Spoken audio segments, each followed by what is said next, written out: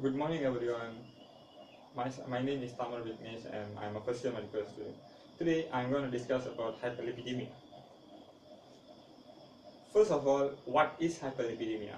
We medical students tend to say that hyperlipidemia is one of the comorbidity types. But again, for general audience, hyperlipidemia is an elevation of one or more fat proteins in our blood.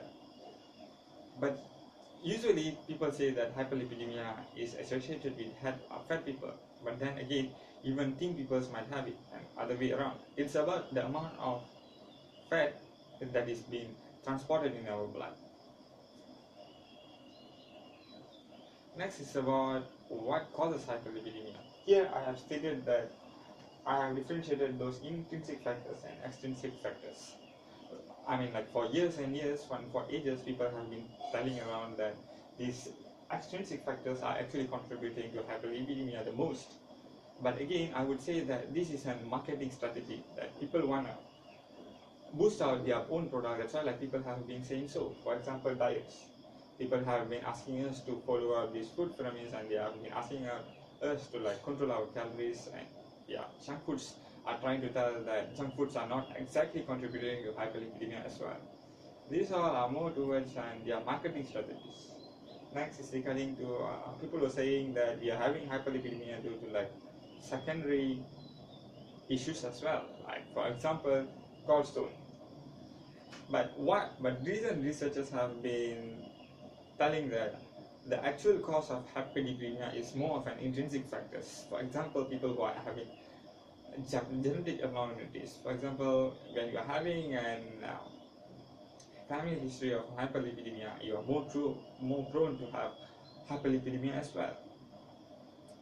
And then rather than that, when people are having irregular meals, they tend to like skip meals. What really happens is our body tends to go to like starve mode where it conserves more energy. It's like actually reducing our body's metabolic rate. This reduced body's metabolic rate is the one that actually contributes to like hyperlipidemia, where our input of food is not our input of energy is not exactly balanced by our output of energy due to like reduced metabolic rate. I mean like maybe we are used to like have a stable metabolic rate where we can actually use up all this energy, but due to like our starve mode and our body's what people call it, our body's survivability mode, these have been changed, and this actually leads to like hyperlipidemia. Next is regarding our sedentary lifestyles. Our ancestors have used to like go for hunt, and they were having a more of an active lifestyle compared to us, where we are just clicking on computers, sitting in front in an office. This change in like lifestyle is the one that leads to like our generation to have more hyperlipidemia compared to like our ancestors. Next is regarding stress. When we are stressed, cortisol is being released by our body. What actually what exactly this cortisol does is this cortisol will increase the amount of glucose in our body. So this increase in glucose will later be like converted into like lipid, and this lipid will be like later is will be like contributing to hyperlipidemia. Here let me like show a video regarding food pyramids. Like let me see like how these people have been manipulating food pyramids to like actually manipulate our mind state as well.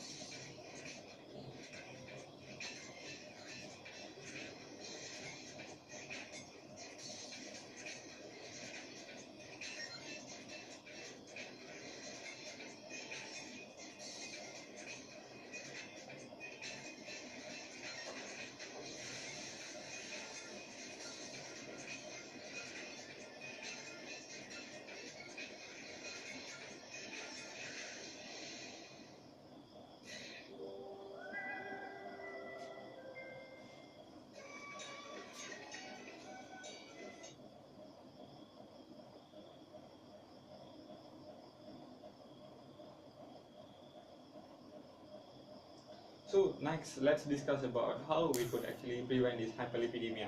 First of all, we need to have a diet management.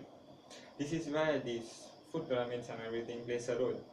We need to actually manage the amount of food that we are taking in so that it actually balances out with the amount of energy that we are actually, the amount of work that we are doing on a daily basis. Next is about having regular meal. We need to have like meals according to our time, so that our body doesn't go to like starve state and we actually have a very active metabolic rate. Next is having a regular health screening.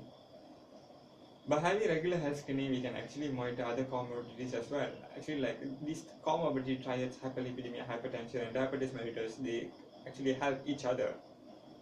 Like when one comes out, the others comes out as well.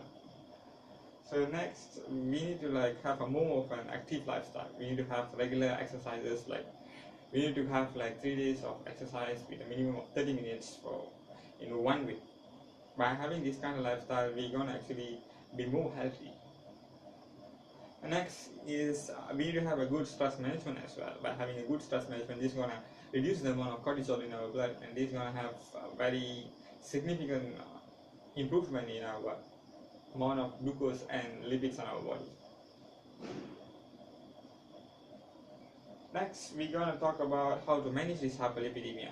When the best I would say is actually to avoid hyperlipidemia, but in the case that you are having hyperlipidemia, I would suggest that you still need to undergo this diet management, but your diet would be like slightly varied as well. You need to take less amount of fat, and rather than that, you need to have your medications as well, like lipid controlling medications, like what we would call it,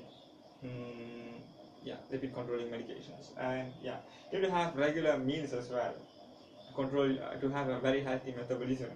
Other than that, you need to manage other comorbidities because these comorbidities help each other to come out. And then, as usual, you need to manage your stress very well, and you need to like improve your lifestyle. So, thank you.